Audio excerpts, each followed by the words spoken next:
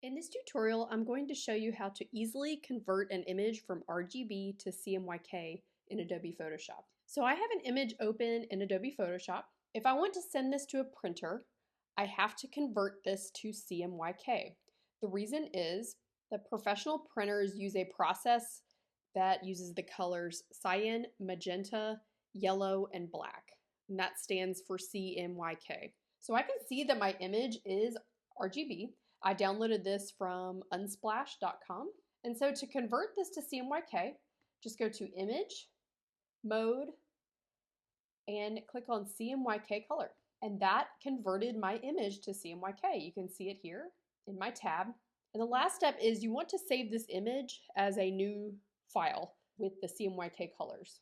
So we're going to save this as a JPEG. So go to File, Save As.